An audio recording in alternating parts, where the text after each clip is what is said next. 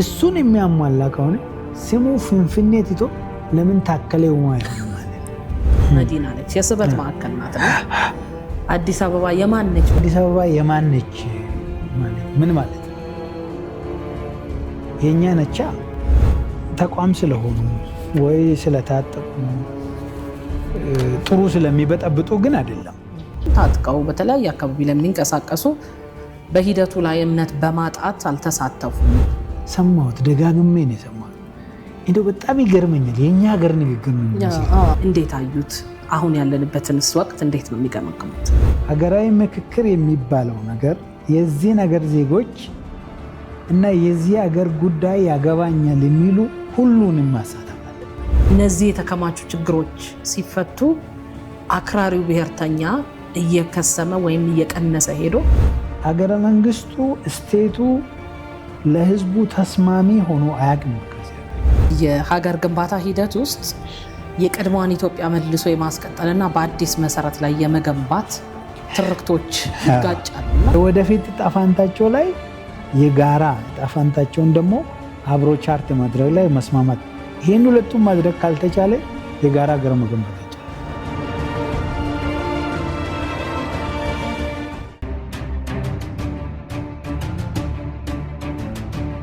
የኢትዮጵያን ድምፅ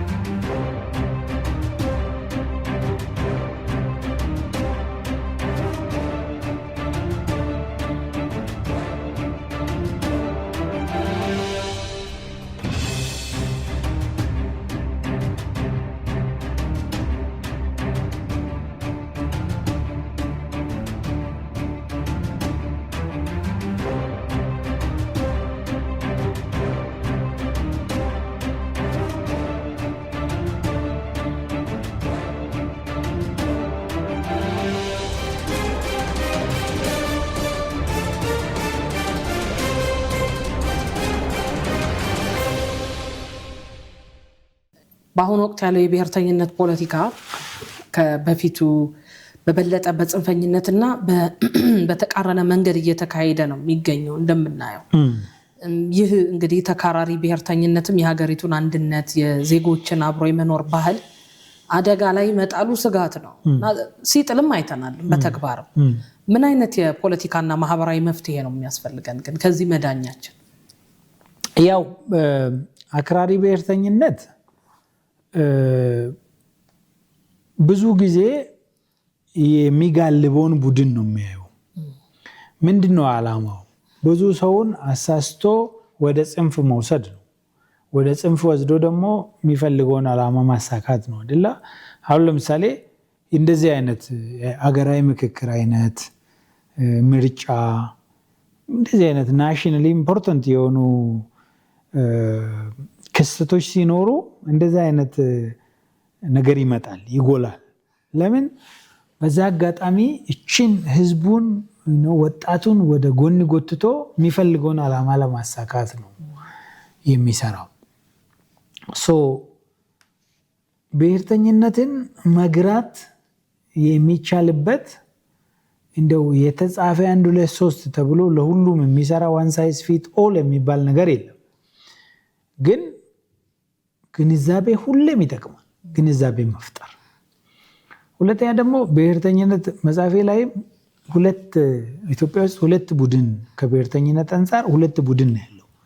አንዱ ብሔርተኝነትን በጣም የሚጠላ እና የሚፈራ፣ ሌላኛው ደግሞ በፍቅሩ የወደቀና ጋሻ ጃግሬ የሆነ ቡድን ነው ያለው። እኔ እነዚህ ሁለቱም መታከም አለባቸው ነው የምለው። በምንድን ነው የሚታከሙት? በግንዛቤ። በምን ግንዛቤ? በብሔርተኝነት ግንዛቤ ራሱ። ብሔርተኝነት ራሱ ምንድን ነው የሚለውን ብሔርተኝነት የሚለውን እንዲረዱ ማድረግ። ይሄም እኮ ለጥጦ በጣም መጥፎ ነገር አድርጎ ጠልቶታል፣ ይፈራዋልም ደግሞ ሀገርም እያጠፋ ብሎ ፈርጆታል። በጣም የገነባቸው ጠንካራ ሀገሮችም እንዳሉ ማሳየት መቻል አለብን ያልኩት ለዛ ነው። በዚህ ደግሞ የሁሉ ነገር መፍትሄ ብሔርተኝነቴ ነው ብሎ ደግሞ የሚያምን አለ። እሱም የብሔርተኝነትን ደካማ ጎን ሊያመጣው የሚችለውንም ችግር አብሮ እንዲረዳ ማድረግ ነው። ይህንን ማድረግ የምንችለው ምን ስናደርግ ነው? ስናስተምር ነው፣ እንዲነበቡ ስናደርግ ነው፣ ስንወያይበት ነው። አሁን እንደምናደርገው የእኔም መጽሐፍ ያው እኔ በእርግጥ ይሄንን አርስት ስሰጠው እንደዚህ እንደሚሆንም አውቃለሁ። ማለት ሆን ብዬም ነው ያደረኩት። በጣም ብዙ ሰው ጋር ተከራክረናል። ይሄን አርስት ቀይር ያለኝ ሰው አይደለም። መቀየር የለብንም። ሰው በቃ መድፈር መቻል አለበት። እንደዚህ አይነት ጽንሰ ሀሳብ ምንድን ነው? ለምን ይፈራዋል? የማያውቀውን ነገር ለምን ይፈራል? ስለዚህ አንብቦ ተወያይቶ የተሻለው መንገድ የቱ ነው? ወደ መሀል መምጣት ነው። ከመጠን በላይ መፍራትም መጥላትም አያስፈልግም። ከመጠን በላይ ማፍቀርና ጋሽ ጃግሬ ሆኖ መውደቅም አያስፈልግም። ብሔርተኝነት መሳሪያ ነው። ለጥሩ ነገር ከተጠቀምንበት ጥሩ ነገር ሊያመጣ ይችላል፣ ሊያሳካ ይችላል። ለመጥፎ ነገርም ደግሞ ከተጠቀምንበት በዛው ልክ ሀገር ሊያጠፋ ሊበትን የሚችል መሳሪያ መሆኑን አውቀን፣ ስለዚህ መሳሪያ ነው። መሳሪያ እንደ ተጠቃሚው ነው ጥቅም የሚሰጠው እና በዛ ልክ እንረዳ ነው የኔ ኦቨርኦል የመጽሐፉ ዓላማ እሱ ነው። ስለዚህ የአክራሪ ብሔርተኞች ለምንድን ነው የሚያከሩት?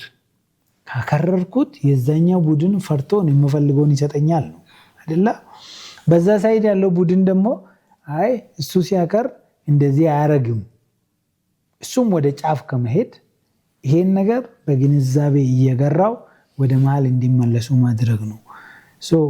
ይሄ ምክክር የሚባለው ፈውስ ነው የምለው ለዛ ነው። እነዚህም ብሔርተኞች ወደ ጠረጴዛ ያመጣና ቁጭ ያደርጋቸዋል። መሀል ላይ ጠረጴዛ፣ ክብ ጠረጴዛ መሀል ሲያመጣቸው ጽንፍ እየቀነሰ ይሄዳል። ሰውም ተወያይቶ ነገሮችን መፍታት እንደሚችል ሲያምን ወደ ጽንፍ ወደ አክራሪነት መሄዱ እየቀነሰ ይሄዳል የሚል እምነት አለኝ። ከዛ ሁሉ በላይ ግን ቅን መሆን አለበት። ሰው ቅን መሆን አለበት። እውነት፣ ሀቅ የሚባሉ ነገሮችን አይ ቲንክ በተወሰነ መልኩ እንደ እሴት መያዝ አለብን ብዬ አምናለሁ። ቅንነት የሌለው ሰው፣ ለእውነት ለራሱ የማይታመን ሰው አክራሪ ብሔርተኝነትንም ሌሎችንም ሌብነትንም እኮ እንደ መሳሪያ ሊጠቀም ይችላል። ስለዚህ ሰው ለራሱም ለአካባቢው፣ ለቤተሰቡ፣ ለማህበረሰቡም፣ ለሀገሩም ታማኝ መሆን አለበት። ያንን ደግሞ የሀገር ጥቅምን በማስቀደም ማረጋገጥ አለበት ነው።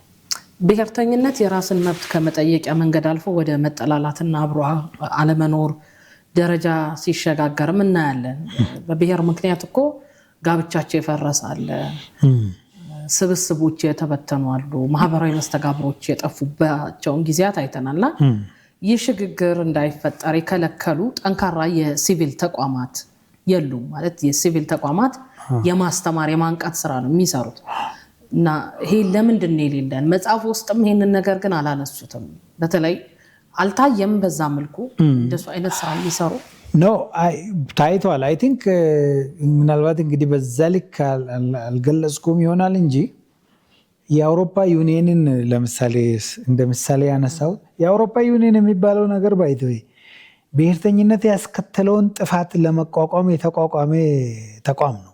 ያን አክራሪ ብሔርተኝነት ምንድነው የከሰልና የብረታ ብረት አምራቾች ማህበር ነበር የአውሮፓ ዩኒየን። ከዛ በፊት አውሮፓ በዓለም ጦርነቶች ስትወድም እያንዳንዱ ሀገር ውስጥ የነበሩና የተረፉት በብዛት የብረታ ብረት እና የምናምን ይሄ ድንጋይ ከሰል ምናምን የሚያመርቱ ድርጅቶች ነበሩ። እነሱ ላይ አንድ ላይ ተሰባስቦ ፈረንሳይ ሀገር ላይ ነው ወደ አውሮፓ ዩኒየን ወደሚመስል የተሸጋገሩት። አንድ ላይ ደግሞ ሲመጡ ምን ብሎ እንደመጡ ታውቂያለሽ? የወደመችዋን አውሮፓ ከዚህ ለማዳን እስቲ እንነጋገር ብሎ ነው አንድ ላይ የመጡት። ሄዶ ያው አሁን በዓለም ላይ ጠንካራ ተቋም የሚባል አውሮፓ ዩኒየን መስርተዋል። ምን ሊያስተምር ይችል ነበር እሱ? በእርግጥ አሉ እኮ በአፍሪካ ደረጃም አሁን ኢጋድ ብንወስድ ብሔርተኝነት ባይተው በብሔር ደረጃ አይደለም በሀገራት ደረጃ ሄደው ሊሆን ይችላል። አፍሪካን ዩኒየን እንደዚህ አይነት ተቋማት እነዚህ በሀገራት ደረጃ ሊኖር የሚችለውን ችግር ብሪጅ ሊያደርጉ ነው የመጡት። በሀገር ደረጃም በሀገር ውስጥም ተቋማት ያስፈልጋሉ። ለምሳሌ በኢትዮጵያ ውስጥ 80 ብሔረሰቦች አሉ ካል እነዚህ 80 ብሔር ብሔረሰቦች እኮ ላይነጋገሩ ይችላሉ እኮ። ለምሳሌ እንዳጋጣሚ ሆኖ ማጆሪቲው ህዝብ የሚናገራቸው ቋንቋዎች አሁን አማርኛና አፋን ኦሮሞ እኮ የኢትዮጵያ 70% ነው፣ 80% የሚናገረው ቋንቋ ብዙ እንደዛ ባይሆን ኖሮና ባይነጋገሩ እኮ የሚያነጋግራቸው የሆነ አካል ያስፈልጋል፣ ብሪጅ የሚያደርጋቸው ማለት ነው። ከተለያየ ብሔር የሚገቡ ኢትዮጵያ ውስጥ አይ ቲንክ ይሄ በጣም ሲግኒፊካንት ነው። ብዙ ጊዜ ይነሳል፣ ሪኮግናይዝ መደረግ አለበት ብዬ የማምነው እኔ።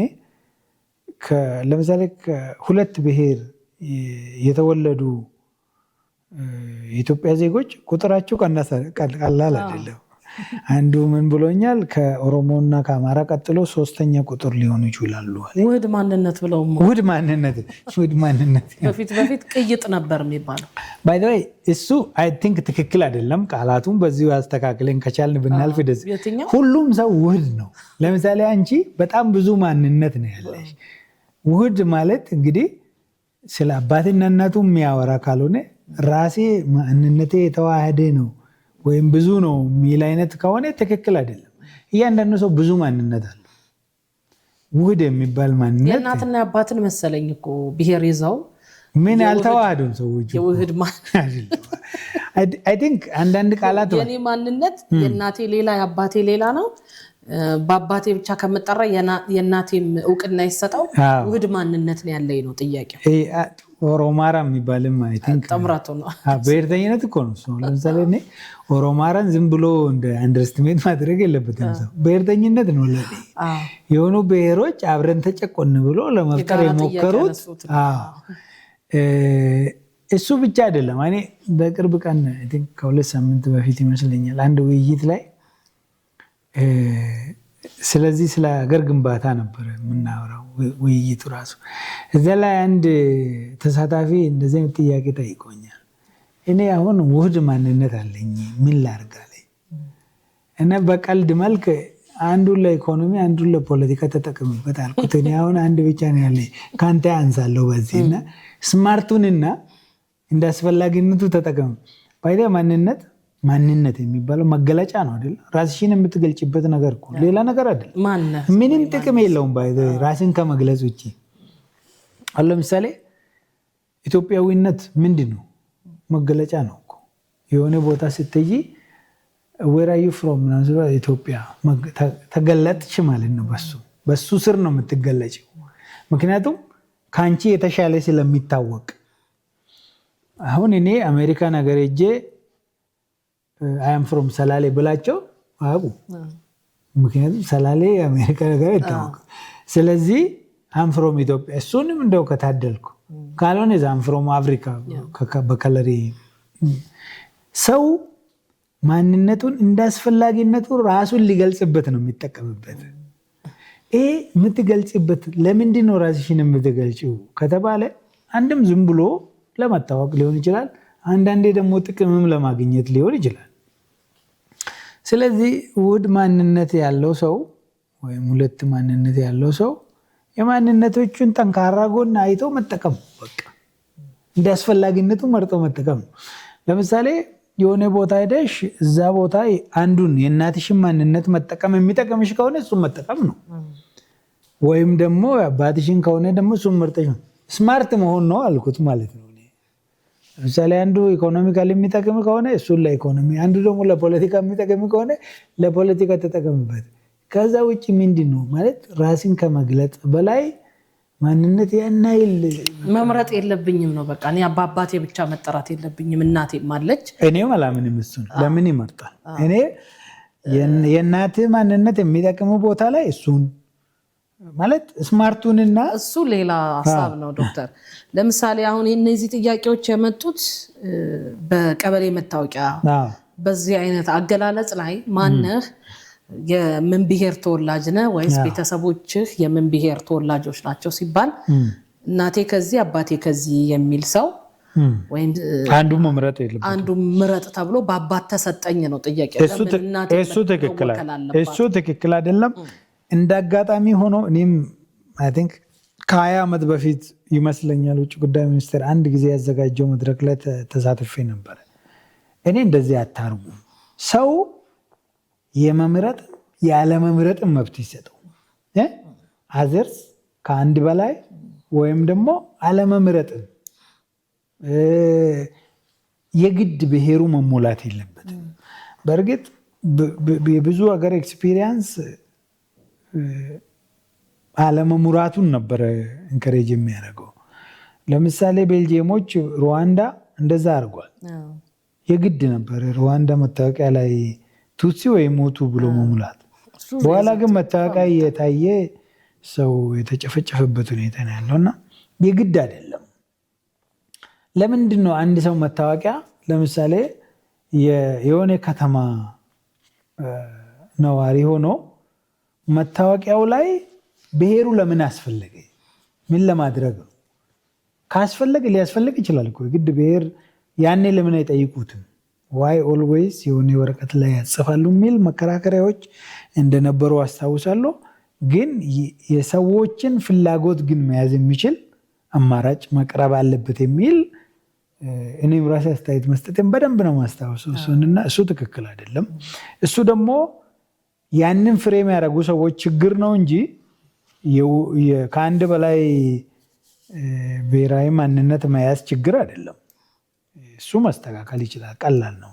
ግን እሱም ባይስተካከል ለምሳሌ ሰው እኔ እንደዛ ቢያደርጉ ተጠቃሚ ናቸው ይህም ስለማምን ነው። በሁለቱ እንደ አስፈላጊነቱ መርጠው መጠቀም። አሁን እንዳልኩሽ እኮ ነው እኔ ኦሮሞ ነኝ፣ ኢትዮጵያዊ ነኝ፣ ወንድ ነኝ፣ ሶሲዮሎጂስት ነኝ ምናምን የሆነ ቦታ ሄጄ ከዚህ ውስጥ መርጬ ነው ራሴን እንጂ ሁሉንም አልደረድርም። እንደ አስፈላጊነቱ ነው የምጠቀምበት። ይህም ሰውዬ ከሁለት የብሔር ማንነት የመጣ ከሆነ እንደ አስፈላጊነቱ ይጠቀምበታል። ውህድ የሚለውን እርሱ አይቀበሉም። እኔ እንደውም እሱም ባልጠቀም ቀይጥ የሚባል ምንም አልተቀየጠም። ሰውዬው በቃ ሰው ነው፣ ባህል ያውቃል። ደም አይደለም እኮ ብሔር ደም አይደለም። ደም ቢሆን ማንነት መገለጫ ነው። ብሔር ኮንስትራክት ነው በቃ ማለት የምታመኘው ነገር ነው። ይሄ ነሽ ተብሎ የተሰጠን የምንማረው ነገር ነው። አሁን ይሄ ሰውዬ እኮ ሁለት አባቴ ኦሮሞ ነው እናቴ አማራ ነች የሚለው ሰውዬ እኮ አማራውንም ኦሮሞውንም ቱ ሰም ኤክስተንት ያውቃል። ስለሚያውቅ ነው መምረጥ የከበደው። አንዱን አውቆ እኮ አንዱን ባያውቅ ችግር የለበትም፣ አንዱን ይመርጣል። አሁን ሁለቱንም ያውቃል አይደለ? እውቀቱ አለው። ስለዚህ ኮንስትራክትድ ሆነዋል ማለት ነው። እኔ ሁለቱንም ተጠቀም ነው ያልኩት። እንደ አስፈላጊነቱ እየመረጥክ እንደሚጠቅምህ አማራ ጋር ስትሄድ አማራውን፣ ኦሮሞ ጋር ስትሄድ ኦሮሞውን። እንደውም እንደዚህ አይነት ሰው እየበዛ ሲሄድ እኮ አስፈላጊነቱ እየቀነሰ ይሄዳል። እንደዚህ መሆኑ እና ነሰሰርሊ እንደ ችግር መታየት የለበትም። ሰዎች የግድ አንድም ብቻ ሆኖ ለመገለጥ እኔ ቀላል አድርጌ ነው የማየው በግሌ። የምሁራን ራሳቸው እዚህ ጋር ጠር አድርገው እንዲመልሱልኝ የብሔርተኝነት ትርክቶች አጋፋሪና የጽንፈኝነት መነሻ ሲሆኑ ይስተዋላል እና መቼም ዜጋው አርሶ አደሩ ሌላው ነዋሪ ብሔርተኝነትን አክርሮ ይዞ መጥቶ መጋጫ ሲያደርገው ስላላየን ነው። እና እርስዎ እንደ ምሁር የኢትዮጵያ ምሁራን ከቡድን ወገንተኝነት ወጥተው ለጋራ እውነት የመቆም አቅማቸውን እንዴት ነው ያዩት? አንደኛ ብሔርተኝነት እንደ ስሜት በእይታው ሁለት አይነት እይታ ነው ያለው። አንዱ ፕራይሞርዲያሊስት የሚባል በተፈጥሮ የምናገኘው ነው የሚለው አሉ። ሌሎች ደግሞ በግንዛቤ ሶሻል ኮንስትራክት ነው፣ በግንዛቤ በከተሜነት በትምህርት መስፋፋት የመጣ ነው። ሞር የተማሩ ሰዎች ናቸው ሞር ይህን ስሜት የሚያቀነቅኑት። ሞር የተማሩ ሰዎች ናቸው የሚሰማቸው ማኒፑሌት የሚያደርጉትም የሚለው እይታ አለ ማለት ነው። እና በኢትዮጵያም ብሔርተኝነት የተማረው ሰው ዘንዳ ነው፣ ሊቁ አካባቢ ነው የሚበዛው ብዬ አምናለሁ። ዩኒቨርሲቲ አካባቢም በደንብ የሚበዛ ይመስለኛል። እንደውም መነሻዎቹ በከራከሪያዎቹ የመነጩትም ከዛ። ስለዚህ ምሁራንና ሊቃን የሚባሉት መለያቸው አንዱ ገለልተኝነት ነው። ምሁራን ገለልተኛ ናቸው። ወገንተኝነታቸው ለእውቀት ነው፣ ለመረጃ ነው፣ ለማስረጃ ነው። መረጃውና ማስረጃው የሚላቸውን ነው የሚደግፉት። መረጃውና ማስረጃቸው ከብሔራቸው በተቃራኒ ቢሆንም እሱን ነው የሚደግፉት ማለት ነው። ገለልተኛ ናቸው። ሊቃን ደግሞ ወገንተኛ ናቸው። ይሄ ነው ልዩነቱ። ግን ጠጋ ብለሽ ስታይ የኢትዮጵያ ምሁራንና ሊቃን መካከል ያለው ልዩነት ኦልሞስት ጠፍቷል ማለት ይቻላል። ሁሉም ወገንተኛ ነው። ምሁርም ሲሆን ከራሱ ማንነት አንጻር ነው የሚሆነው። ከራሱ ሃይማኖት ሊሆን ይችላል፣ ብሔር ሊሆን ይችላል፣ የፖለቲካ ምልከታው ሊሆን ይችላል እና በእርግጥ ዘመኑም በጣም እየፈተናቸው ነው ምሁራንን። ምክንያቱም አይሸጥም። ወገንት ገለልተኛ ብለሽ እውቀትና እውቀት ብቻ ስትይ ገዢ የማጣቱ እድል ከፍተኛ ነው በዚህ ዘመን። በጣም በቃ የሚንጸባረቅ ነገር ነው። በእኛ ሀገር ደግሞ በተለይ ይሄ እንደዚህ ነው፣ ማስረጃው እንደዚህ ነው የሚያሳየው ስትይ እንዴት ለእኛ የሚሆን ነገር አትልም ወይም አትይም ብሎ የሚመጣብሽ ጦርነት ቀላል አይደለም። ስለዚህ ሰው ፈርቶም ራሱም ደግሞ መርጦም ገለልተኛ መሆንን እየሸሸ እንደሆነ ግልጽ ነው እና አንድም ነገሮቹን ያወሳሰበው እሱ ይመስለኛል። ይሄ ለእውቀት ብቻ የሚወግ ነው አቋም ይዞ ነገሮችን ማስኬድ የሚታገለው ቁጥር በፊት ነበሩ። የኢትዮጵያ ምሁራን ጠንካሮች ናቸው። በዚህ ድሮዎቹ በጣም ኦፍኮርስ ሲወግኑም ላይታወቅባቸው ይችላሉ ስማርት ስለሆኑ። አሁን ግን በቃ ግልጥ ነው። አሁን የተገለጸ በቃ እሱ ነገሩን አወሳስቦታል። ሌሎቹን የሚገራ የሚመራ አሁን አቅጣጫ ሁሉ ጠፍቷል አይደለ? አንዳንድ ጊዜ የተሻለ የተማረ እውቀት ያለው አስተያየት እንዲሰጥ ይደረጋል። ለካይዱ አሁን እዚህ መጥቼ አንቺ ጋር አወራለሁ አይደለ? ስናወራ አድማጮችሽ ከዚህ የሆነ ነገር ይማራሉ በሚል ነው ማጆሪቲው አይደለ?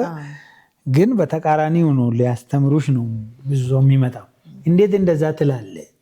ለምንም ማስረጃ እኔም ማምኖን ለምን አላልክም ነው የምትባየውና እሱም ምሁራንን ፈትነዋል። ግን ደግሞ ምንም ቢሆን ምንም የምሁራን ወገንተኝነት ለመረጃ ለማስረጃ ለእውነት ነው። እነሱ ትልቁ ስራቸው እውነትን ፍለጋ ነው። ከእውነት ፍለጋማ ከተዛነፉ እኮ በቃ ማንነት የላቸውም ማለት ነው። ማንነታቸው ተበልተዋል። ስለዚህ ብዙ ምሁራን ሊቃን ሆነዋል። ወገንተኛ ግን የሆነ አካል ሊነዱ የሚፈልጉ አይነት እየሆኑ ነው። በእኛ ሀገር ብቻም አይደለም በዓለም አቀፍ ሁኔታም ይሄ ነገር አይ ቲንክ እየተስፋፋ ይመስለኛል። ይህንን ፋይት ማድረግ ያስፈልጋል። ምሁራን በተቻላቸው መጠን ለእውነት መወገን መቻል አለባቸው። ያ ካልሆነ የእኛ ሀገር ችግር ድርብርብ እየሆነ እየተወሳሰበ ይሄዳል። ምክንያቱም ያላለቀ የቤት ስራ ስላለብን ያንን ደግሞ መጨረስ የምንችለው በተወሰነ መልኩ የሚገራንን የሚመራንን እውነት መረጃ ማስረጃ እና መሪ ሲኖረን ነውና እሱ ላይ ማቦዘን የለባቸውም የሚለውን ማጠናከሩ አይ ቲንክ ተገቢ ይመስላል። እሺ ዶክተር፣ እንግዲህ ወደ አዲስ አበባ ጉዳይ እንምጣና እርሶም ከቀናት በፊትም በማህበራዊ ትስስር ገጹ አዲስ አበባ ነን ባይ ዘ ወይ አዲስ አበባ ውስጥ ነን።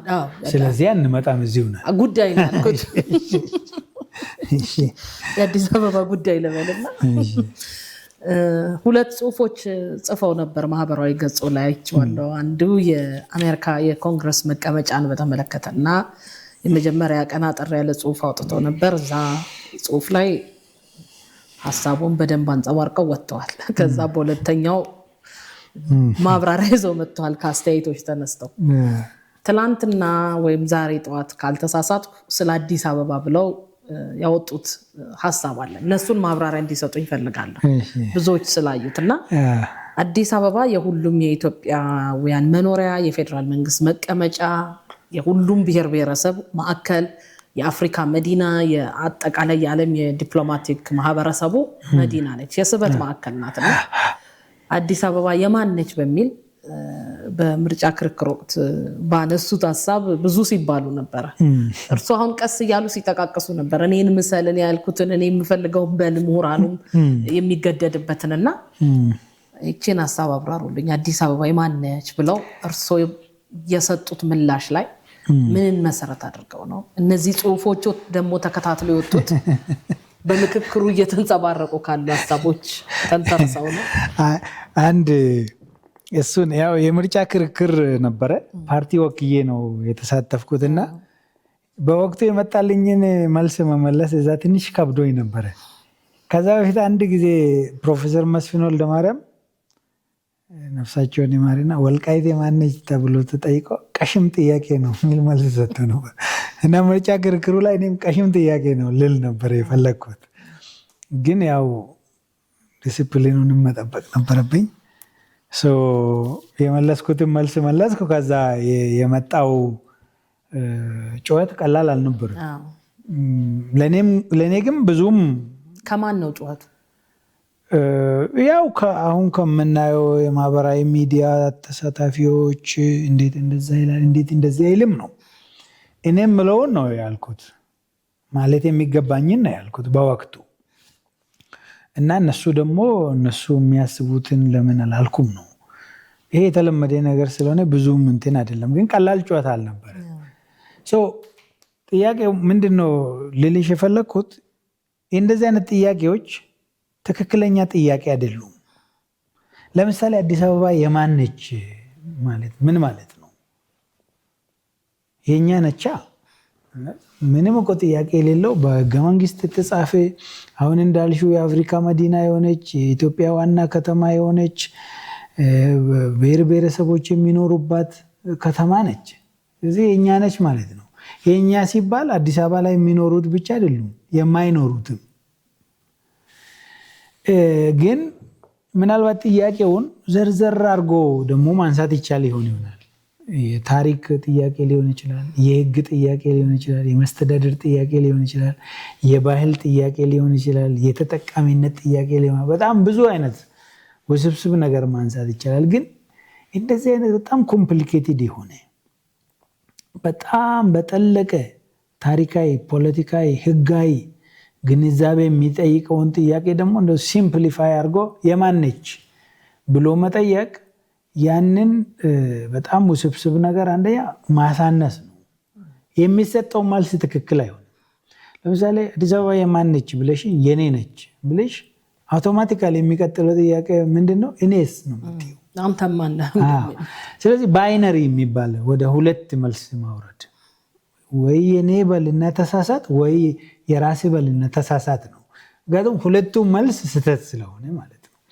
እና ምርጫ ክርክር ላይ የመጣው እንደዚህ አይነት ቅርቃር የሆነው ዞሮ ዞሮ ይሄ ጥያቄ ኢምፖርታንት ጥያቄ ስለሆነ ለብዙ ዓመትም በሚዲያው ላይ የቆየ ስለሆነ አሁንም የሀገራዊ ምክክሩ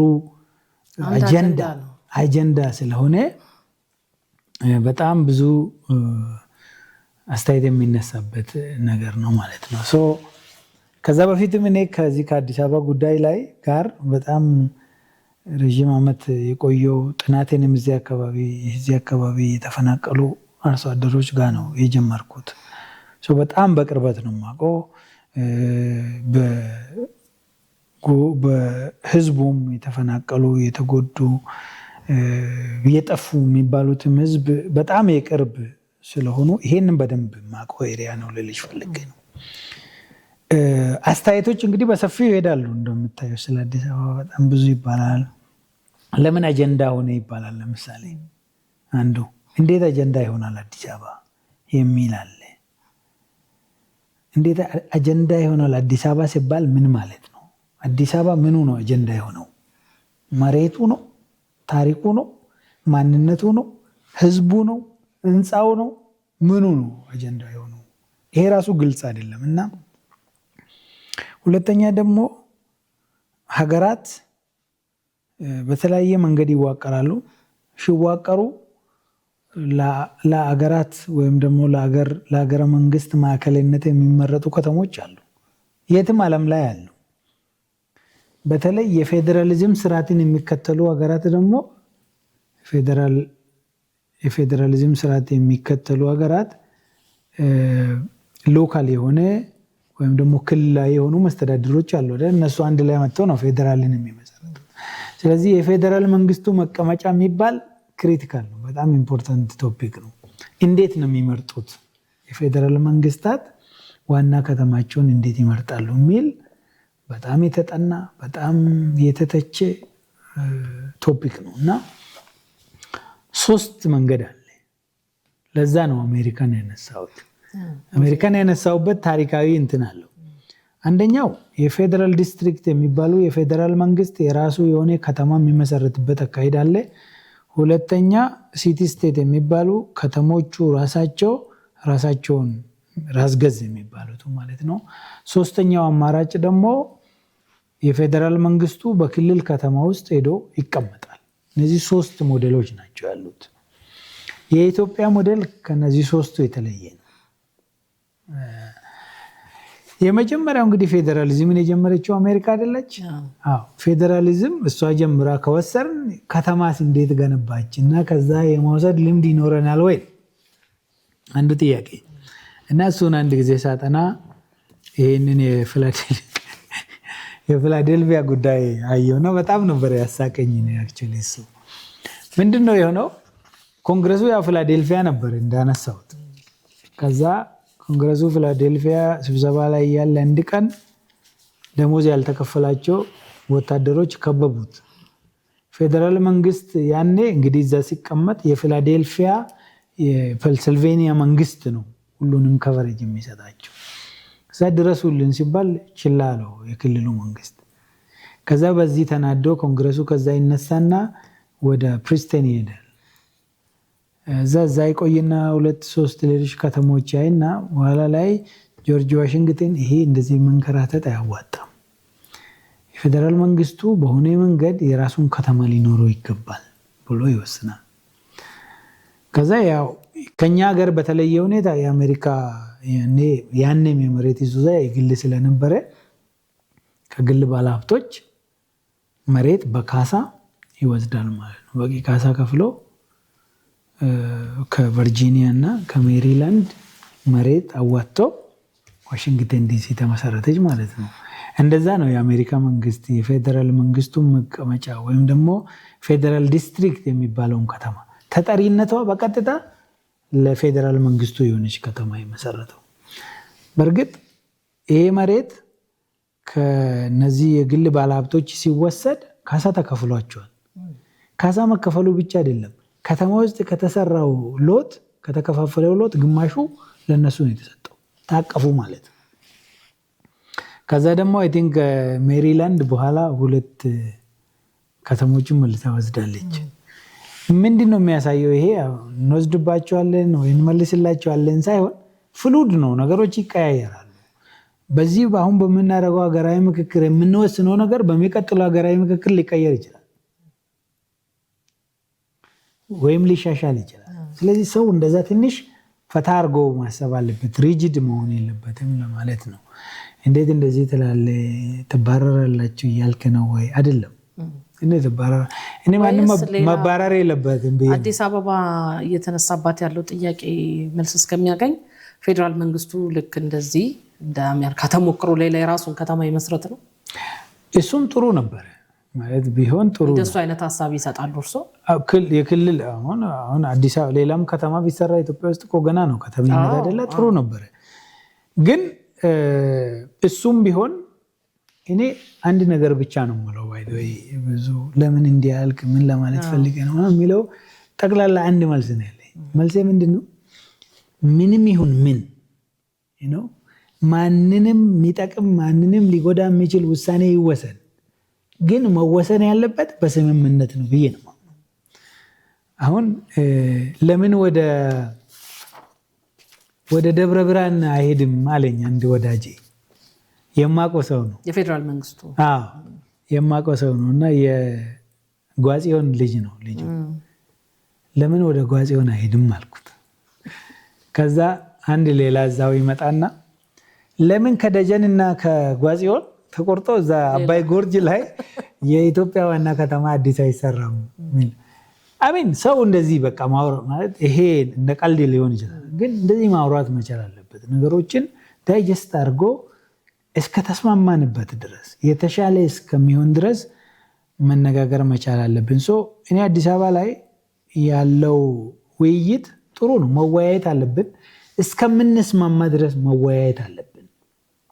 አንድ መጥፎ ባህል፣ አንድ መጥፎ ነቀርሳ ግን መነቀል አለበት ብዬ የማምነው አንድ ምንድን ነው፣ እንማማታለን እንጂ እቺ አትሆንም የሚሉ ሰዎች ይሄን ማቆም አለባቸው። አዲስ አበባ መሞት የለብንም። ለሚነሳው ጥያቄ ተገዢ አትሆንም። በቃ መሞት የለበትም ሰው። ለምን ይሞታል? አይነጋገርም እንዴ? እስከምንስማማ ድረስ እንነጋገር።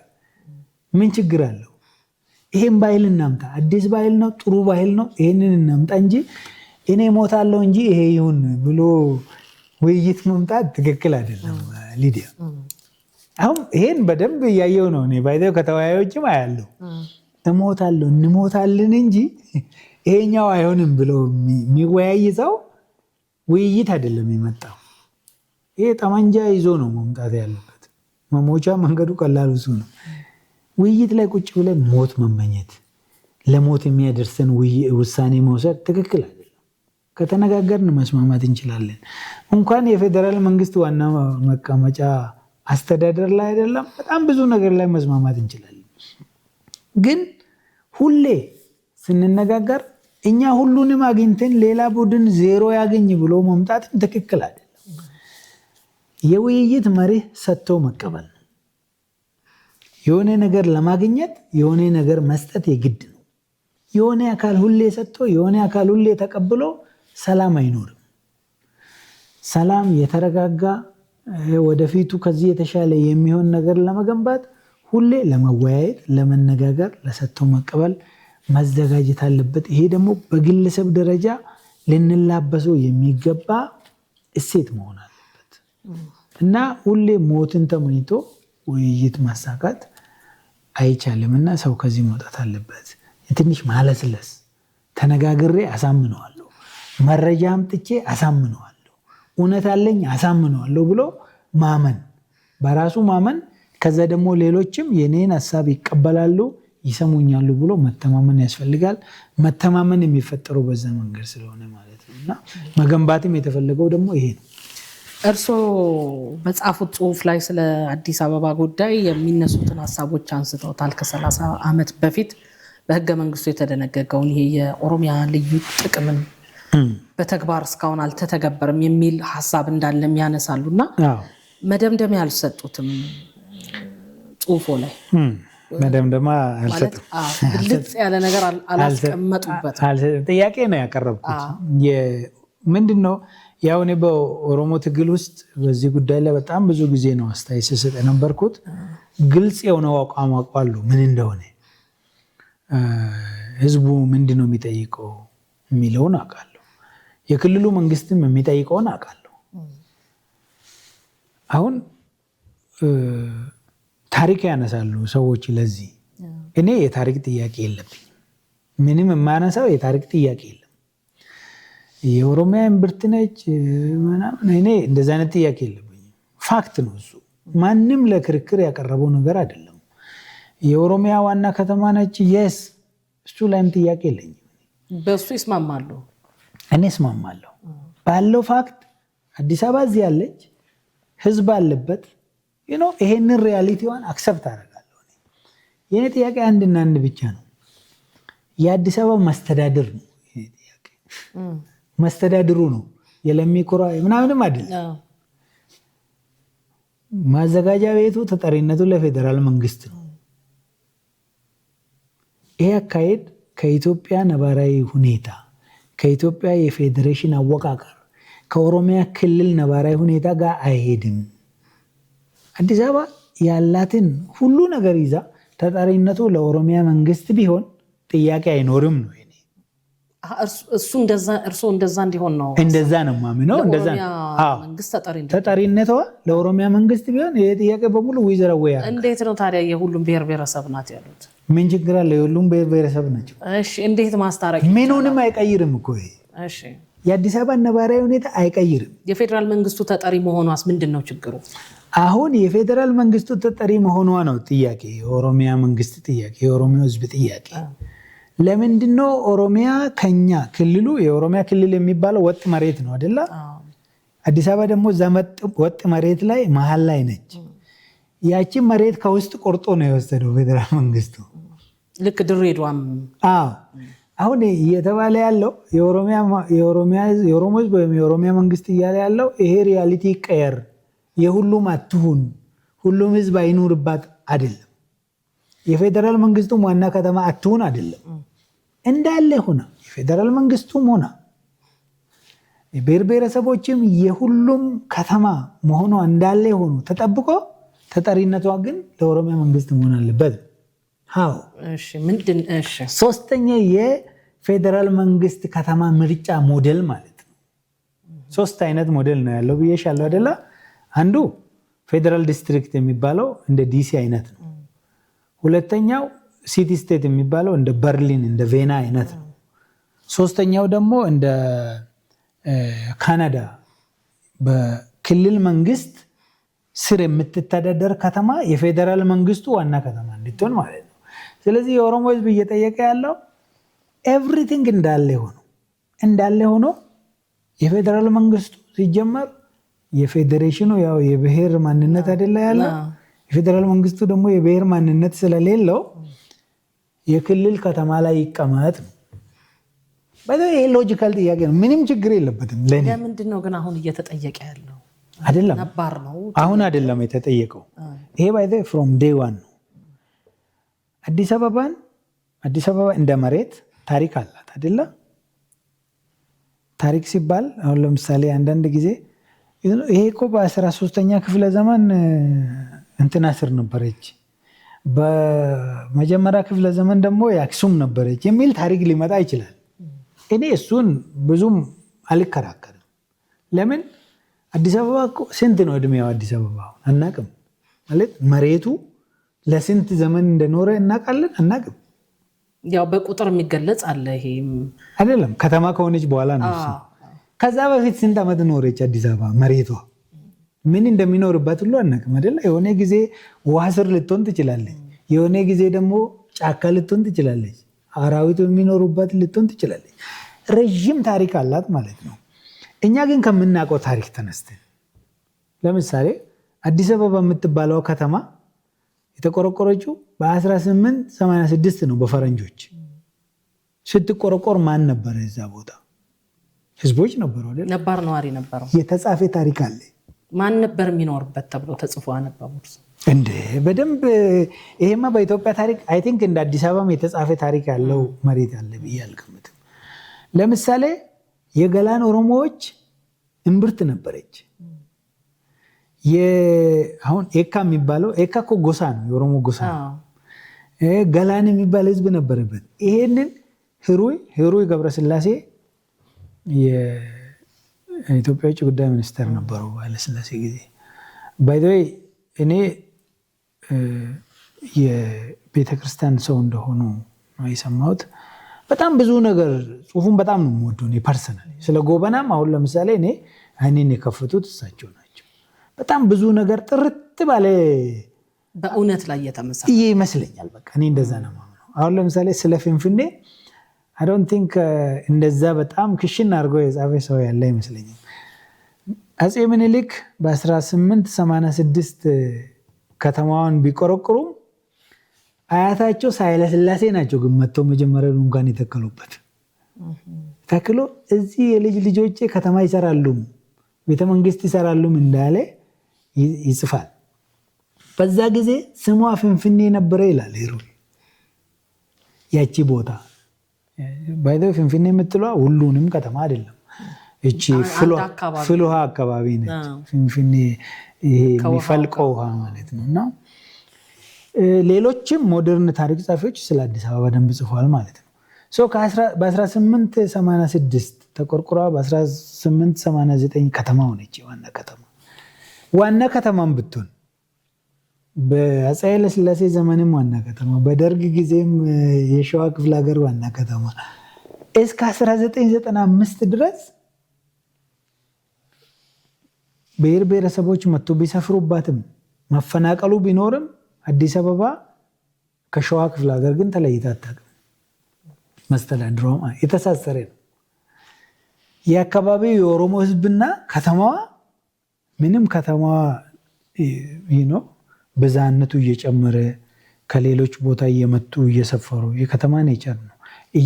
እየሰፋች ብትመጣም የመስተዳድሩ ትስስር ግን ከኦሮሞ ህዝብ ጋር ነው የቀጠለው።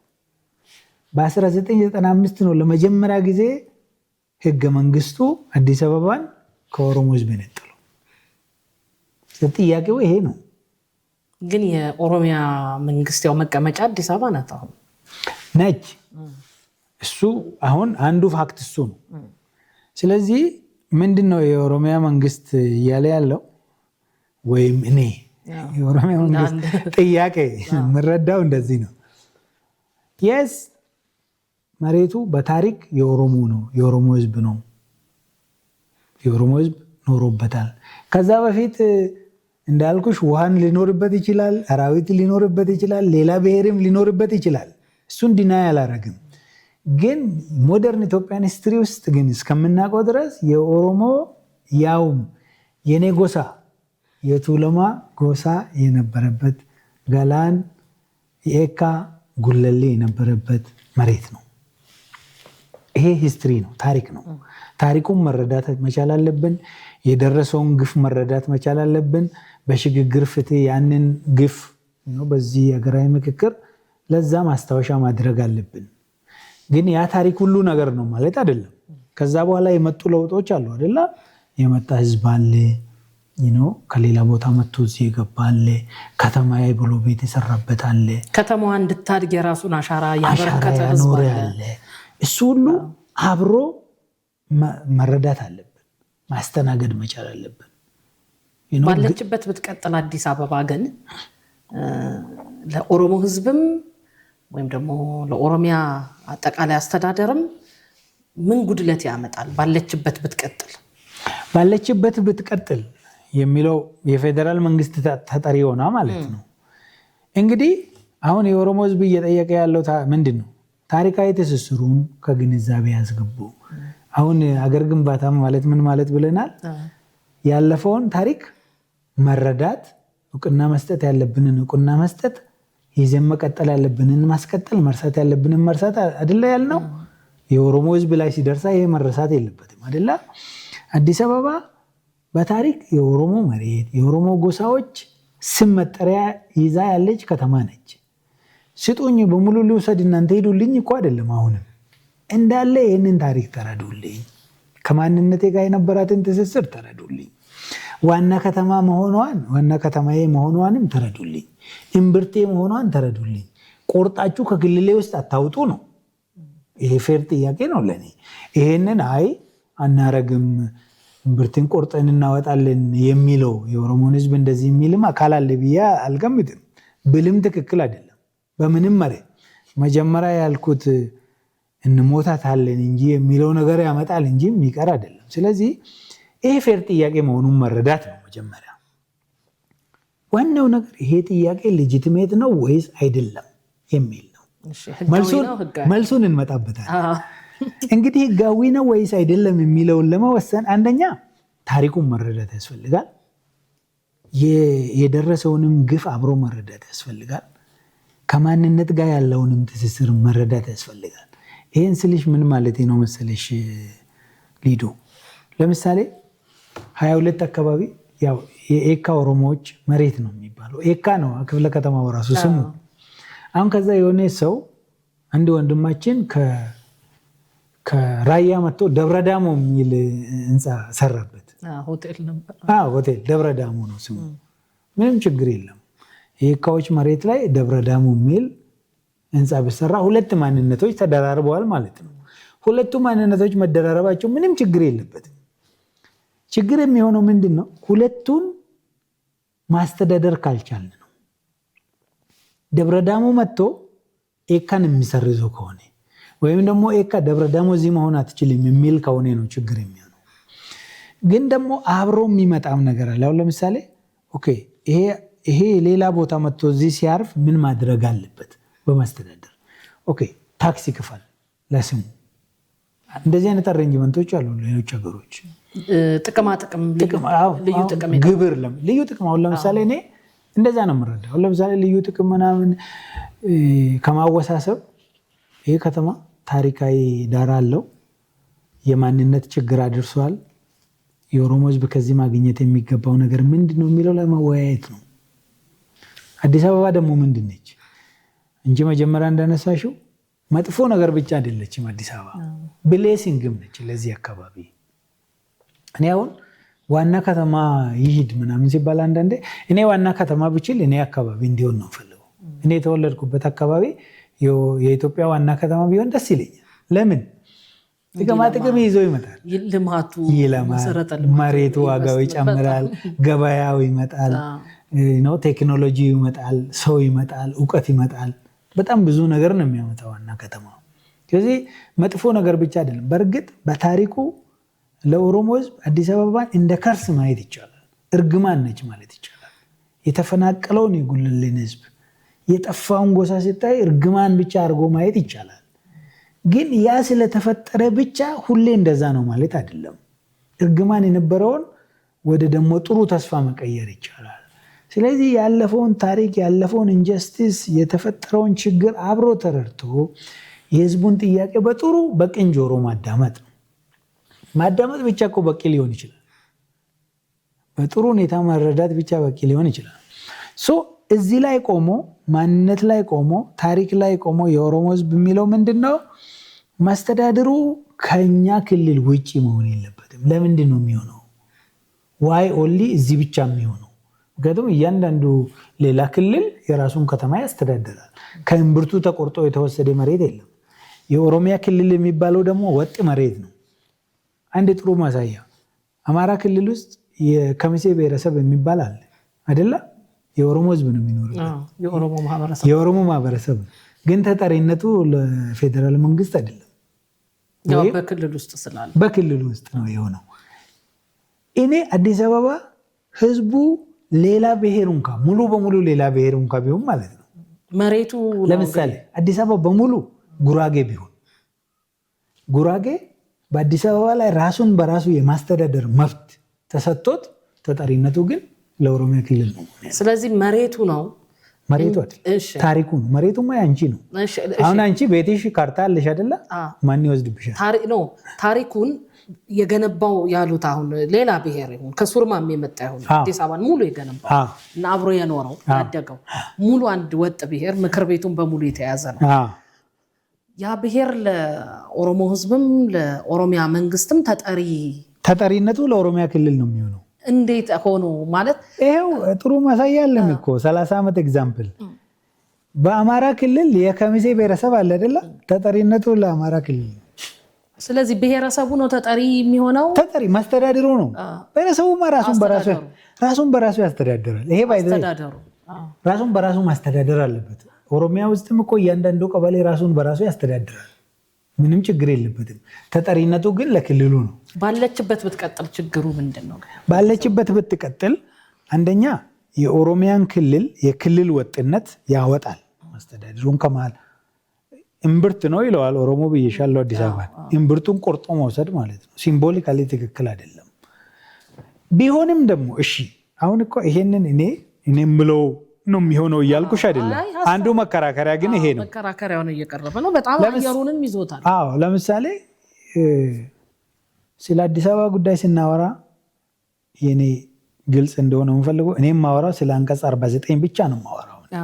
ሌላ ምንም ጉዳይ የለኝም። እኔ የአዲስ አበባ ታሪኳ እንደዛ ነው፣ እምብርት ነች፣ ኦሮሚያ ዋና ከተማ ነው ምናምን የሚለው ፋክት ነው። አይ አክሰፕት፣ ምንም ጥያቄ የለኝም እዛ ላይ። እኔ አንቀጽ 49 ብቻ ነው የኔ ጉዳይ። አንቀጽ 49ም ራሱ ሙሉ አንቀጹ ምንድን ነው? ይሄ ሰብ አርቲክሎቹ አይደሉም። ለምሳሌ 5 አንቀጽ ነው አይደለ? ንዑስ አንቀጽ ነው ያለው። የመጀመሪያው አዲስ አበባ የኢትዮጵያ ዋና ከተማ ነች ይላል። አክሰፕት አደርጋለሁ። ትክክል ነው፣ መሆን አለበት፣ መቀጠል አለበት። ሁለተኛ አዲስ አበባ ራሷን በራሷ ማስተዳደር አለባት ይላል። ትክክል ነው፣ እኔ እቀበላለሁ። ሶስተኛ የአዲስ አበባ ማስተዳደር ተጠሪነቱ ለፌዴራል መንግስት ነው የሚለው። እሱ ላይ ነው ጥያቄ ያለው አንቀጽ 3 ላይ። ስለዚህ እሱ የአዲስ አበባ ማስተዳደር ተጠሪነቱ ለኦሮሚያ ክልል ነው ብል ደስ ይለኛል። እኔ ብል ደስ ይለኛል። አይ እሱ ላይ የማንስማማ ከሆነ ይቀበላል፣ ችግር የለም። እሺ ለፌዴራል መንግስቱ ተጠሪውን ለጊዜው የፌዴሬሽኑ መሰራረት ጋር አይሄድም። ምክንያቱም የፌዴሬሽኑ አመሰራረት ከብሔር ጋር የተገናኘ ነው። የፌዴራል መንግስት ብሔር ስለሌለው መሬት አይኖረውም። ስለዚህ የሚያስተዳድረው መሬት አይኖረውም ብዬ ነው ማምነው። ቢሆንም እሺ ሊቀበል። አራተኛ የአዲስ አበባ ነዋሪዎች በህዝብ ተወካዮች ምክር ቤት ውስጥ ውክልና ይኖራቸዋል ይላል። እቀበላለሁ፣ ይኖራቸው። አንቀጽ 5 የኦሮሚያ ጉዳይ ነው። ንዑስ አንቀጽ 5 ስለ ልዩ ጥቅሙ ነው የሚያወራው ነው። እሱን አንቀጽ ማስተካከል ነው በቃ። የመጨረሻው ፌር ለኦሮሞ ህዝብ፣ ኦሮሞም ብዙ ነገሩን ትቶ አንቀጽ 5 ግን ሲስተካከል ይሄ ልዩ ጥቅም ከሚለው ወጥቶ ግብሩን ታሪኩን በሚረዳ መንገድ። አሁን እኮ ልዩ ጥቅሙ እኮ በጣም ሪዳክሽኒስት ነው። እኔ እሱን በጣም ነው የምጠላው።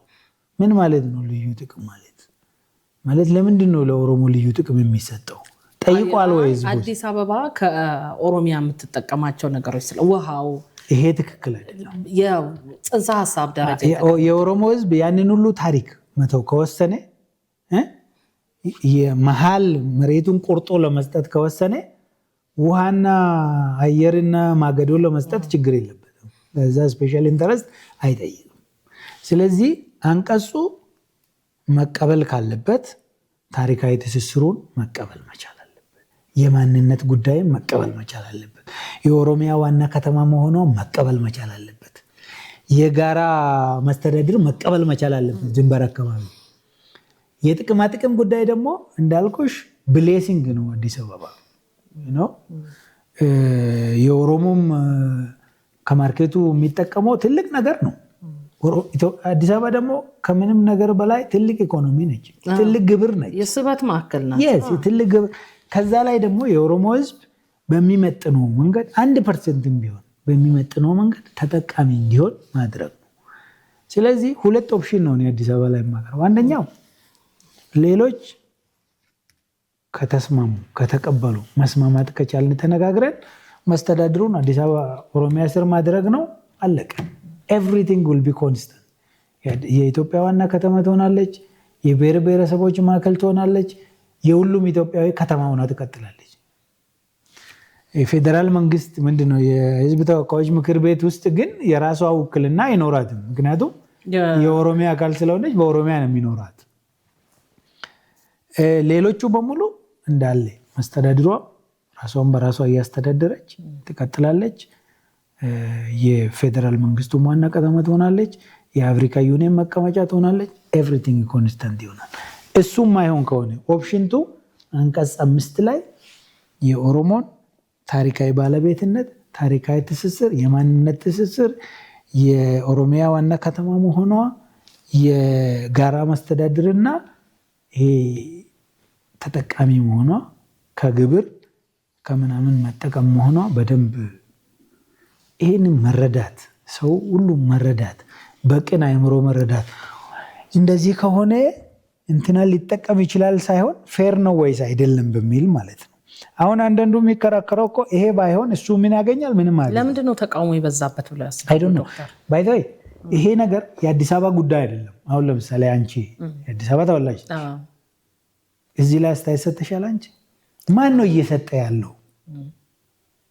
የኦሮሚያ መንግስት ወይም የኦሮሞ ህዝብ እንደ ህዝብ ነው የሚጠይቀው አይደለ? ይሄን ነገር አሁን ለምሳሌ የሌላ ክልል ኢሊቶች ናቸው እንጌጅ የሚያደርጉት። በእርግጥ ያርጉ፣ ችግር የለም። ለምን የኛ ህዝብ በብዛት አለበት ብሎ ሊሆን ይችላል። ግን የህዝብን ጥቅም የሚነካ ነገር አለ ወይ እዚህ ውስጥ? አዲስ አበባ መስተዳድር ተጠሪነቷ ለፌዴራል መንግስት ቢሆን የሚያገኙትና በኦሮሚያ ቢሆን የሚያጡት ነገር አለ ወይ? አንድ ዛሬ ትላንት ይመስለኛል አንድ ኮሜዲያን ቀልድ ሰርቶበት ሰው ልኮልኝ ነው። እኔም የምፈልገው አለ ቲንክ የአዲስ አበባ ከተማ ተወላጅ ወይም እዚህ ረዥም ጊዜ ቆየ ሊሆን ይችላል። እኔ የምፈልገው አዲስ አበባ በሰላም እንዲኖር፣ የተሻለ የከተማ አገልግሎት እናገኝ፣ መንገድ እንዲሰራ፣ ውሃ እንዲመጣ፣ መብራት እንዲኖር፣ በከተማ ውስጥ የሚያስፈልጉ ለከተማ ነዋሪ የሚያስፈልገውን ፋሲሊቲ የሚያሟላልኝ መስተዳድር ነው እንፈልገዋለን። እሱን የሚያሟላ ከሆነ ስሙ ፍንፍኔ ትቶ ለምን ታከለ ኡማ አይሆንም ማለት? በቃ እኔ አሁን እንደዚህ ነው መነጋገር ያለብን ብዬ ነው የማምነው። የከተማው ነዋሪ ማግኘት ያለበት ሰላም ነው። አንደኛ ሰላም።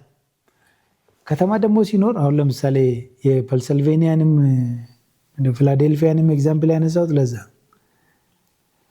ኮንግረሱ ፊላዴልፊያ ውስጥ ለመቀመጥ ሰላም ማግኘት ነበረበት አይደለ? መጥቶ ወታደሩ ሲከበው የፔንሲልቬኒያ መንግስት መጥቶ መከላከል መቻል ነበረበት። አልሆነም። ስለዚህ ተነስቶ ወጣ። ሊዱን ደግሞ የአዲስ አበባ ነዋሪ መጥቶ የሚያባረርሽ ሰው ላይኖር ይችላል። ወታደር መጥቶ ወይም ሰላምሽን አላስጠብቅም የሚልሽ ላይኖር ይችላል። ግን ንጹህ ውሃ ካላገኘሽ ግብርና አሁን ለምሳሌ አትክልት ጠዋት አምጥቶ የሚሸጥ ሰው ጤናማ አትክልት በፌር ዋጋ ሲሸጥልሽ እንደ እህቱ አይቶሽ ተነጋግረሽ የማትገዢ ከሆነ ምኑን ነው ይኖርሽው? ተጠቃሚነት በከተማው ላይ አዲስ አበባ እንኳን ለፌዴራል መንግስት አይደለም ለገነት ብትጠራ ለአንቺ ምን ያደርግልሻል? ይህንን ካላገኘሽ። ስለዚህ አይ ቲንክ የአዲስ አበባ ነዋሪ ይህንን በደንብ ማየት መቻል አለበት። እኔም እንደ አዲስ አበባ ነዋሪ ነው የማየው። እኔ ኦሮሞ ስለሆንኩ የተሻለ አላገኘም። ውሃ ከተቋረጠ ተቋረጠ ነው። ስለዚህ እኔ ፌርሊ ለእኔ ሰላማዊ ነገር ነው የምነጋገረው እንጂ ለኦሮሚያ መንግስት ከአዲስ አበባ ውጭ ላለው ኦሮሞ አይደለም። እኔም እንደ አዲስ አበባ ነዋሪ ለራሴም አስባለሁ። ስለዚህ ሰላም የሚያመጣ የተረጋጋ ነገር የሚያመጣ እንጂ የሆነ ሀገር ለተቀመጠ ፖለቲከኛ ሳቲስፋክሽን የሚሰጥ ነገር አይደለም እምለው። እንደ ብርሃኑ ፌርሊ እንደዚህ ነው የማየው። ከተማው ማደግ አለበት፣ መስፋትም አለበት። ሲጀመር በኦሮሚያ አስተዳደር ስር ከሆነ ይሄ የከተማው መስፋፋት ሊቀጥል ይችላል፣ ችግር የለበትም። እዛ ጋር የተቀመጠው የሸገር ሲቲስ ጉዳይ አሁን ለምሳሌ ነው። አሁን እኔ ኦፍኮርስ ምን ከዛ በኋላ መሄዶ ይሄዳል እንጂ እኔ አሁን የኦሮሞን ህዝብ ኢንተረስት መረዳት ላይ ችግር ያለ ይመስለኛል። ኦሮሚያ ውስጥ የመሬት ችግር የለም፣ ሲጀመር የመሬት ችግር የለም። ሰውም መጥቶ ኦሮሚያ ውስጥ ቤት ሰርቶ በሰላማዊ መንገድ ከህዝቡ ጋር መኖር መተዳደር ማንም ሊያግደው አይችልም። ማንም የኦሮሞ ህዝብ ይሄን ኢንተረስት የለው፣ ከእሴቱም ጀምረን ስናይ ማለት ነው። አስተዳደራዊ አጥር ግን ካጠር ችግር ነው። ለምንድን ነው ሸገር እንደዚህ እንዲገነባ የሆነው? ቢኮዝ አሁን አዲስ አበባን ብንለቅ ማለት ነው ማስተዳደሩ ፌዴራል መንግስት ስሮ ነው። ከኦሮሚያ ውስጥ እምብርቱ ተቆርጦ ወጥቶ እምብርቱ እየሰፋ ኦሮሚያ ገደል እንዲሆን መቼም አትፈቅጂም አይደለ እንደ ስታስቢ። ስለዚህ ይሄ አብሮ መታየት አለበት። ይሄ ሴንተር ነው፣ የሀገሪቷ ነው፣ የኦሮሚያ ብቻ አይደለም፣ የኢትዮጵያ እምብርት ነው። ማንም ሰው እዚህ ይመጣል፣ ስበቱ ያመጣዋል። አዲስ አበባ ደግሞ በጣም ማግኔቲክ የሆነ ከተማ ነው። በፖዚቲቭ ብቻ ሳይሆን ሌሎች ከተሞችን ከገደሉ ከተሞች አንዱ አዲስ አበባ ነው። የአዲስ አበባ ስመት ድሬዳዋን በቅርብ ርቀት የነበረችውን እዛ ጥሏት አስቀረ። ስለዚህ ይሄ ግንዛቤ ውስጥ ገብቶ በአዲስ አበባ ጉዳይ ላይ ሰው ይሄ ማማት አለው ጥገን ይዤ እንዲያደርጋለሁ የሚለውን ትቶ ቁጭ ብሎ በቅን ልቦና መነጋገር፣ የትኛው መንገድ ነው ለነዋሪው የተሻለ መፍትሄ የሚሰጠው፣ የትኛው መንገድ ነው ይሄንን የስበት ማዕከል ለሁሉም ክፍት የሚያደርገው። አሁን እኔ ብዙ ሰው አዲስ አበባ የሁላችንም ነው ሲል እዛም ቁጭ ብሎ ሲል መምጣት ፈልገው ነው ብዬ አምናለሁ አይደለ? ግን በሩ እንዲዘጋበት አድርገን እንደዛ ማድረግ አትችልም። እና አዲስ አበባ ላይ ሰው ዋይዝ መሆን አለበት። የኦሮሞ ህዝብ ደግሞ የሚጠይቀው ጥያቄ በጣም ፌር እና ሚኒመም ነው ብዬ ነው የማምነው። ምንም እየጠየቀ ያለው የለም። ታሪካዊ ነገሩን ኢግኖር አታርጉ፣ እሱ ሪኮግናይዝ አርጉ። ሲምቦሊካሊ ደግሞ ለእሱ መልስ የሚሆን እንዲህ አርጉ። ከዛ በኋላ ክፍት ይሁን ነው ያለው። ብዙ ሰዓት ወስደናል። አንድ ጥያቄ ጠይቅና ወደ ማጠቃለያ ይመጣል እና የአዲስ አበባን የህግና የፖለቲካ ሁኔታ በተመለከተ በህገ መንግስቱ ላይ የተቀመጠውን የኦሮሚያ ልዩ ጥቅምና የከተማ ነዋሪዎችን ራስን በራስ የማስተዳደር መብት ሲተረጎሙ በተግባር ይጋጫሉ የሚሉ ወገኖች አሉ። እርስዎ በገለጹበት መንገድ እንግዲህ አድማጩም ይሄን ሀሳብ ይጋጫል የሚለውም ሊረዳው ይችላልና ይህን ውዥንብር እንዴት ነው በህጋዊና በፖለቲካዊ መንገድ መፍታት የሚቻለው? እኔ ፌዴሬሽኑንም ስረዳ ባይዘው እኔ ፌዴሬሽኑንም ስረዳ አስተዳደራዊ ፌዴሬሽን አድርጌ ነው የምረዳው። ኦር አይ ቤተር አንደርስታንድ ላይክ ዛት የአስተዳደር ጉዳይ ነው እንጂ ማን ነው ያለበት የግድ አይደለም። አሁን ለምሳሌ የኦሮሚያ ክልል የተባለው የኦሮሞ ስለሆነ ነው የሚል መከራከሪያዎች ይቀርባሉ አይደለ? እውነት ነው። ማጆሪቲ ኦሮሞ ነው። ማጆሪቲ ብዙ ይሄ ብሔረ መንግስት የሚባለውም ነገር ብዙ ነው እንጂ ሙሉ በሙሉ አይደለም። ሌላም ሊኖርበት ይችላል። ኦሮሚያ ውስጥ በጣም ብዙ ኦሮሞ ያሉ ነው ብሔሮች ይኖራሉ። በሰላማዊ መንገድ የሚኖሩበት ቦታ አለ። ግጭቶች አልፎ አልፎ ሊነሱ የሚችሉበትም ቦታዎች አሉ። ችግር ያለበት ቦታ ችግሩን እየፈታን ሞር ሰላማዊ እንዲሆን ማድረግ ነው፣ መስራት ነው። አሁን የአዲስ አበባን ከተማ አስተዳደር ከኦሮሚያ ውስጥ ማውጣት ፌዴሬሽኑ አስተዳደራዊ አይደለም የሚል መልእክት ይሰጣል። ይሄ ትክክል አይደለም። ፌዴሬሽኑ አስተዳደራዊ ነው። እንደዛ ለመሆኑ ደግሞ የአማራ ክልልን መውሰድ፣ አማራ ክልል በራሱ ባይዘው ህብረ ብሔራዊ ነው። የአዊ ዞን አለ፣ የኦሮሞ ብሔረሰብ አለ።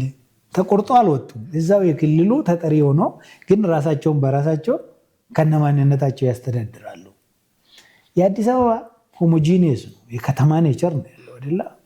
ሆሞጂኒየስ መሆኑ አክሰፕተብል ነው፣ ይጠበቃል። አስተዳደሩን ማውጣቱ ግን ሌላ ትርጉም ነው የሚሰጠው። አንደኛ የኦሮሞን ህዝብ ታሪካዊ እና ከማንነት ጋር የተገናኙ ጥያቄዎችን ይጥሳል። ማንነት ስል ግልጽ ላደርግ የፈለኩት እዛ ጋር መሬት ማንነት አለው፣ ማንነትም መሬት አለው። እነዚህ ሁለቱን ነጣጥሎ ማየት አይቻልም። ብሔር ለምሳሌ ብሔርን ከፈጠሩ ነገሮች አንዱ መሬት ነው። የተቀመጡበት የሰፈሩበት መሬት ነው ያንን ማንነት እንዲይዙ የሚያደርገው። ምን በማድረግ ከሌላ መሬት በመለየት።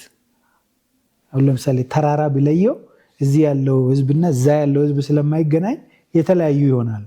በዛ ሂደት ነው ብሔር የተፈጠረው ተብሎ የሚቀመጠው። ስለዚህ መሬት ማንነት አለው። በምን በጎሳ ለምሳሌ እኛ የቱለማ መሬት ነው የምንለው። ከቱለማ ደግሞ ሁሉም አይደለም። የአብች፣ የገላን፣ የጉለሌ፣ የሄካ ነው። ስሙም ሄካ ይላል፣ ጉለሌ ይላል። እንደምታየው ምንም የሚያሻማ ነገር አይደለም። ይሄ ማንነት መካድ አይቻልም። ብንክድም ጥሩ አይሆንም፣ ያቃቅረናል፣ ሰላማዊ አይደለም። ስለዚህ ይሄንን አብሮ መረዳትና ለዛ እውቅና መስጠት። መሬቱን እኮ ለሄካ መልሶ አልተባለም። ባይዛዊ ዘወርስት እኮ ቢመጣ እንደዛ ይባላል እኮ። ጉለሌ አሉ ጉለሌዎች አሁን ሰላሌ ውስጥ ጉለሌ ያያ ጉለሌ የሚባለው ወረዳ። አዎ ያያ ጉለሌን አምጥተን ጉለሌ ላይ እናስፍር አይደለም የተባለው። እንደዛም እኮ ቢባል አንፌር አይደለም።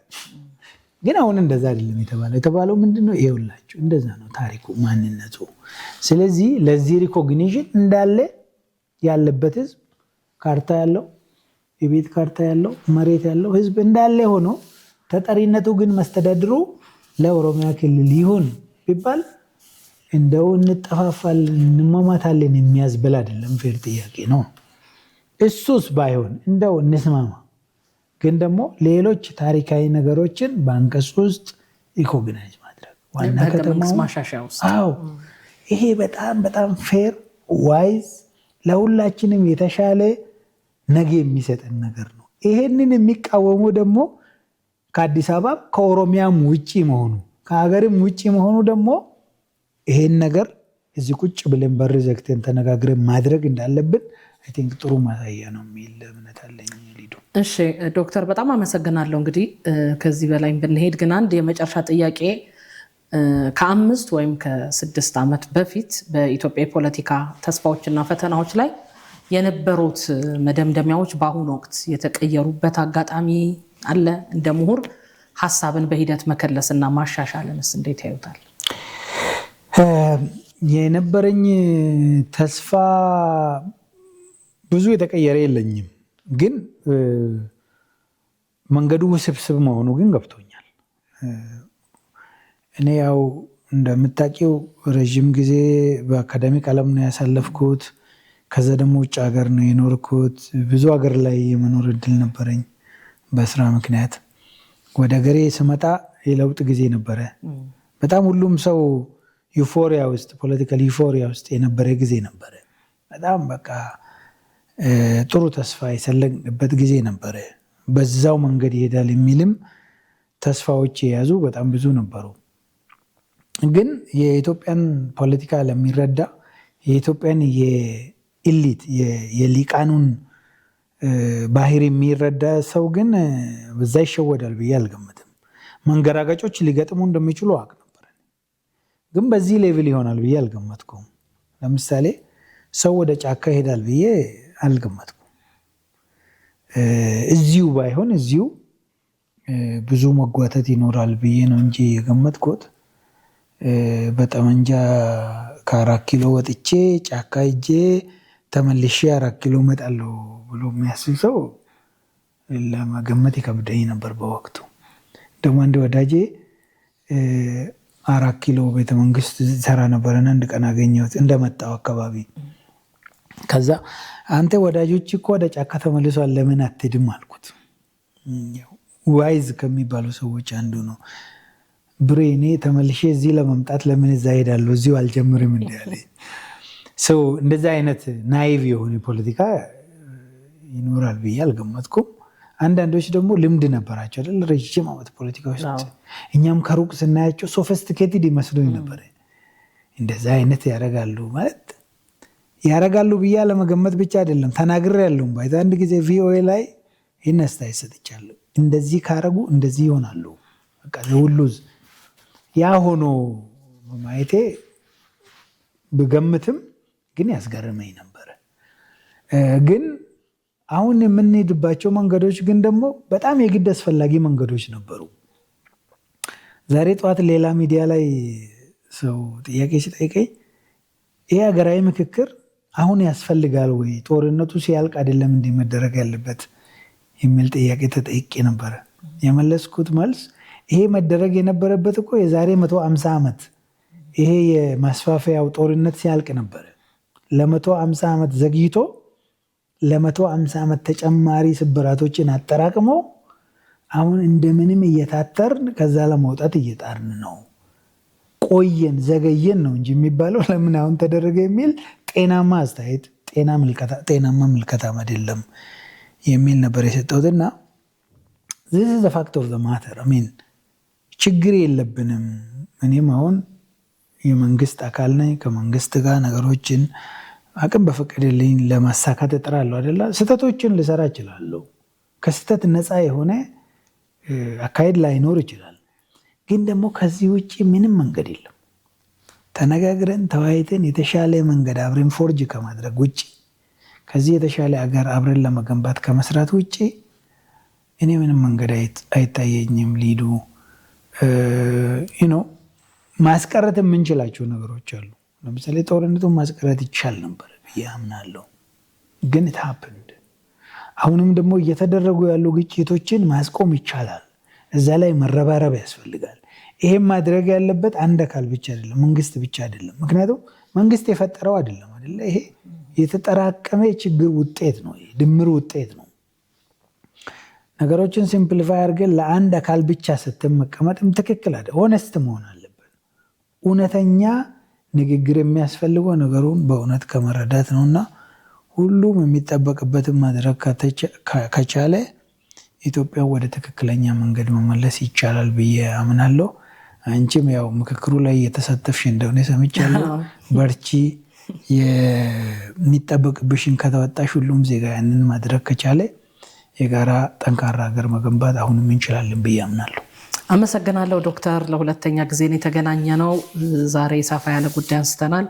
በሶስተኛው እነዚህ ያነሳናቸውን ጉዳዮች ለመከለስ ለመገምገም እንገናኛለን። እኔም ከልብ አመሰግናለሁ። ውድ ቤተሰቦቻችን አሃዱ መድረክ በዚሁ አብቅቷል። የኢትዮጵያን ድምፅ